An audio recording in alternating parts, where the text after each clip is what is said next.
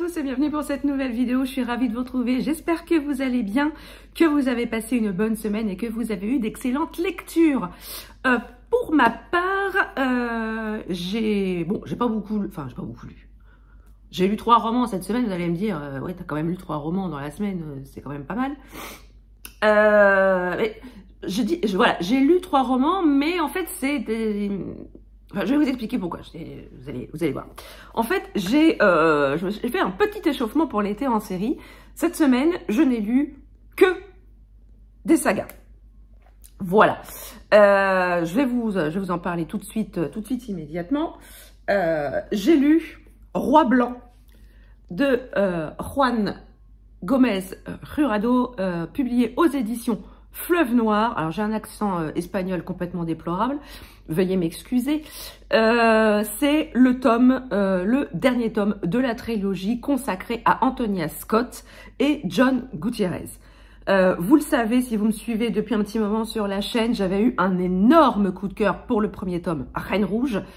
J'ai adoré Louve Noire, le deuxième tome, et forcément, à la fin du deuxième tome, il y avait quand même un petit quelque chose qui donnait très envie de lire le tome 3, et c'est à présent chose faite. Dans ce troisième tome, on retrouve Antonia et John tout de suite, à la suite des événements de la fin du deuxième tome, et on est tout de suite plongé dans l'action. Il n'y a pas de temps mort, on reprend là où on les a laissés et on est reparti comme en 40.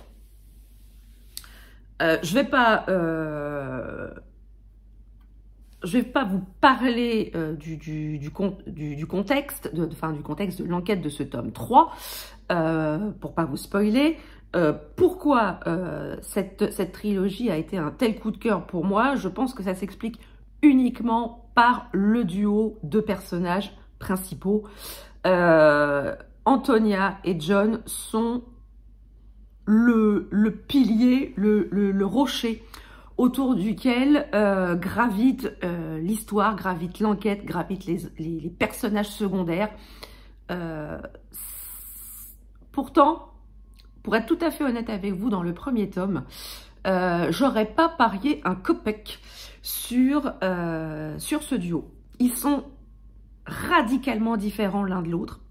Pour rappel, Antonia Scott, c'est une enquêtrice très spéciale. Elle a un QI surdimensionné, une intelligence surdimensionnée.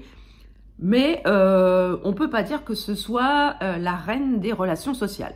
Elle a une certaine forme d'autisme, ce qui la rend absolument imperméable à toute forme de second degré, à toute forme d'humour. Bref, elle a des relations sociales extrêmement limitées. Et arrive John Gutiérrez. Il est gay. C'est une armoire à glace ou une armoire normande. Voilà, ça dépend. Vous imaginez le mec grand, carré, musclé, baraqué, avec des mains telles des battoirs. Et vous l'imaginez à côté d'une petite bonne femme, toute menue, peut-être 50 kilos, toute mouillée, pas très grande. Vous imaginez un petit peu le duo physiquement. Et voilà, lui, par contre, il est aux antipodes. Il est loin d'être bête, hein. N'allez pas imaginer des choses qui n'existent pas. Il est loin d'être bête, mais il a un humour. Il a un humour. il a beaucoup d'humour, premier, deuxième degré. Et la première rencontre avec Antonia, je me suis dit, ça ne durera pas longtemps, hein, ce duo-là. Mais ils sont extrêmement complémentaires l'un de l'autre. C'est le feu et la glace, c'est le yin et le yang, c'est le biscuit et la crème par-dessus, c'est le gâteau avec la cerise par-dessus. Et ils ont réussi, tous les deux, à construire une relation d'amitié, mais je dirais même que c'est même beaucoup plus fort qu'une simple relation d'amitié entre deux.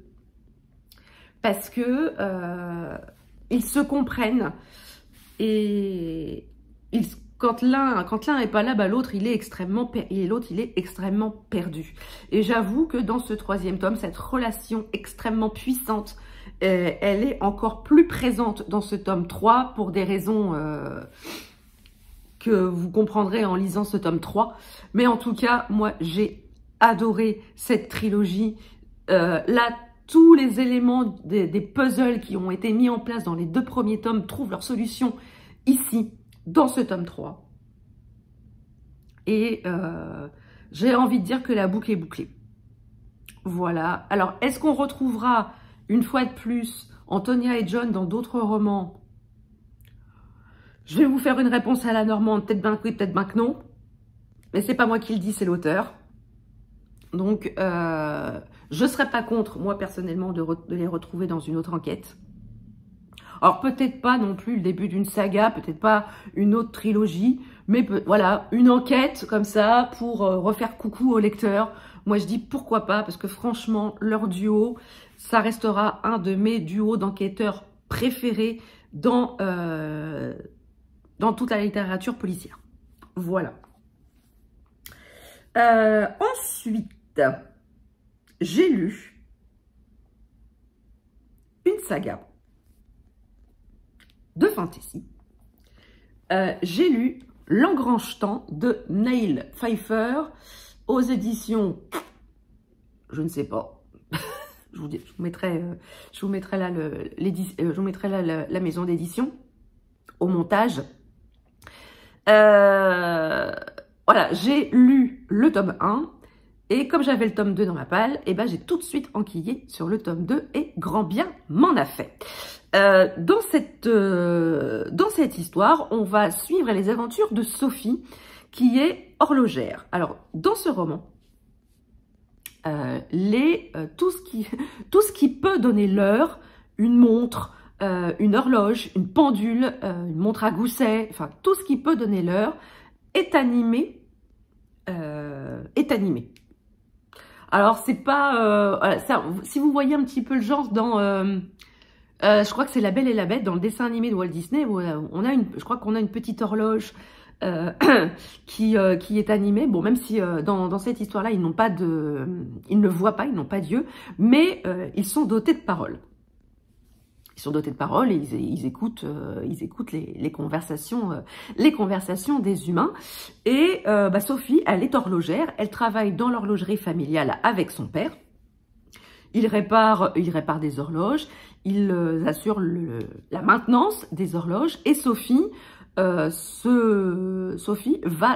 très souvent au Palais Royal pour entretenir les horloges, toutes les horloges et pendules qui se situent au palais.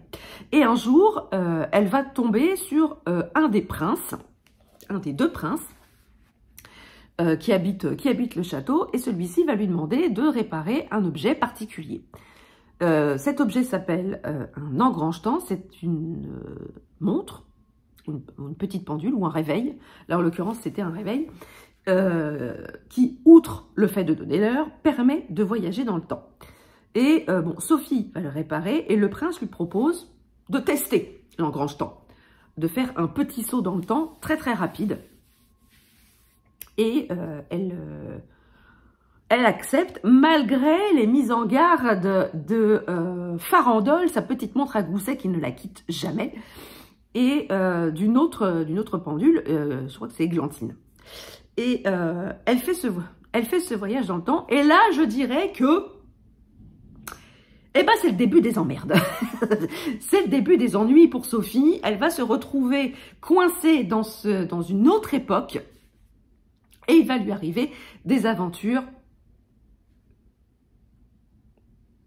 décapantes, décoiffantes, hors du temps, lol. Bref, elle va faire la rencontre de différents personnages dans ses voyages dans le temps, et franchement, j'ai adoré l'univers qu'a créé l'autrice dans cette duologie. J'ai adoré le personnage de Sophie. Elle est toute douce, mais elle a quand même une proportion à se foutre dans les ennuis qui atteint des sommets quand même. Hein. Elle a l'art et la manière de se coller dans les ennuis, même si elle le souhaite pas, hein, même à son grand étonnement,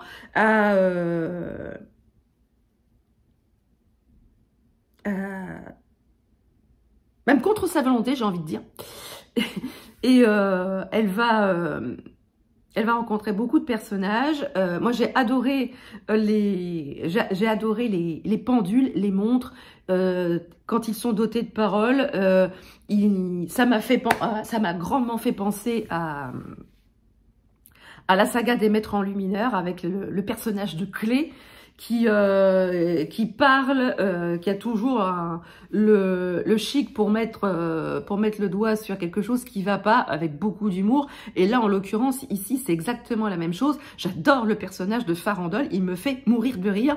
Il a toujours l'à-propos dans ses interventions il a toujours le chic, soit pour remettre les pendules à l'heure, alors je trouve que c'est quand même un comble pour une montre à gousset, soit pour détendre l'atmosphère, soit pour justement aider Sophie à prendre les bonnes décisions. Et croyez-moi, Farandole a du boulot.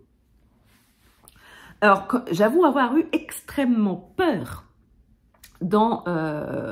quand j'ai commencé ma lecture, parce que sur Livre Addict, c'était estampillé fantasy romance. Comment vous dire que moi, quand je lis un roman de fantasy, j'ai envie de lire de la fantasy. Si j'ai envie de lire de la romantasy, eh ben je lis un roman je lis une romantasy. Mais quand j'ai vraiment envie de lire de la fantasy, j'ai envie de lire de la fantasy.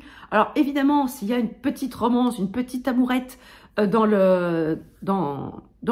l'histoire, mais que voilà, ça vienne s'incorporer dans le récit de manière tout à fait fluide, et que ça ne vient pas comme ça, comme un cheveu sur la soupe, moi je dis oui. Après, bon, je sais qu'il y a des amateurs du style romantasy. Voilà, je les juge pas, ils aiment, tant mieux. Moi, non. Si j'ai envie de lire une romance, je lis une romance. Si j'ai envie de lire de la fantaisie, je lis de la fantaisie. Mais le mix des deux, non. Hein, c'est comme le rosé pamplemousse, il y a des mélanges qui pour moi qui ne sont pas pour moi. Hein. Le rosé, oui, le jus de pamplemousse, oui, mais les deux ensemble, non. Voilà. J'ai fini ma comparaison alcoolique, mais voilà, vous voyez le genre. Donc, j'ai eu très peur, je me suis dit, oulala, oulala, oulala. Et finalement, j'étais prise dans le récit, et j'avoue que la petite amourette, petite histoire d'amour qui a lieu dans le récit, eh ben, elle s'incorpore parfaitement dans le récit, et ça ne vient pas outrepasser, ça ne vient pas prendre plus de place que la fantaisie en elle-même. Parce que moi, c'est ça qui me gonfle par moment dans les romans, c'est que la romance prenne plus de place que l'histoire de fantaisie. Moi, quand j'ai envie de lire de la fantaisie, je lis de la fantaisie. Si j'ai envie de lire une romance, je lis une romance. Voilà. Voyez un peu dans quel état j'étais, mais voilà, dans cette duologie, point de romantasy, c'est vraiment de la fantaisie pure et dure. J'ai beaucoup aimé l'univers de magie qu'il y a autour des horloges, autour du temps, autour des engrenages. J'ai adoré ça. J'ai adoré les personnages, que ce soit Sophie, que ce soit les Oranima, que ce soit les personnages secondaires que j'ai trouvé extrêmement bien construits. Les méchants sont très méchants. J'ai vraiment adoré cette duologie de fantaisie. Voilà, si vous voulez de la fantaisie, si vous voulez lire de la fantaisie, mais que vous ne voulez pas vous engager dans une saga à 22 tomes, eh ben, allez-y, rangez-vous, allez vers l'Engrange-Temps, vous allez passer un excellent moment. Voilà, donc cette vidéo est à présent terminée. J'espère qu'elle vous aura plu. N'hésitez pas à me dire en commentaire si je vous ai donné envie de lire les romans que je vous ai présentés. N'hésitez pas aussi à me dire ce que vous avez lu cette semaine. Alors, beaucoup m'ont posé la question. Oui, l'été en série revient. Je l'ai dit déjà dans la précédente vidéo. Je prépare la vidéo de lancement de l'été en série où je vous donnerai les dates, à peu près les dates dans lesquelles s'inscrit le challenge, et éventuellement moi ce que je compte lire cet été, si ça vous intéresse. Alors, je me pose la question de savoir si je vous fais une vidéo sur les livres que j'ai envie de lire au mois de juin. Alors, c'est pas une pile à lire, ce serait plutôt une liste d'envies, une palle d'envie, non, c'est pas une palle, c'est une liste d'envies, pas une genre de pioche à lire, ou mes envies du mois de juin. Voilà, je peux les appeler comme ça. Si ce genre de vidéo vous intéresse, n'hésitez pas aussi à me le dire en commentaire. Et si ça vous intéresse, je vous tournerai la vidéo assez rapidement. Que vous dire de plus, si ce n'est que si vous avez aimé la vidéo, n'hésitez pas à mettre un petit pouce en l'air, à partager votre instant de visionnage et à vous abonner si ce n'est pas encore fait, parce que c'est gratuit, ça fait plaisir et ça ne fait de mal à personne. Sur ce, je vous laisse. Je vous souhaite une très très bonne semaine, de très très bonnes lectures et je vous dis à très bientôt pour une prochaine vidéo. Ciao!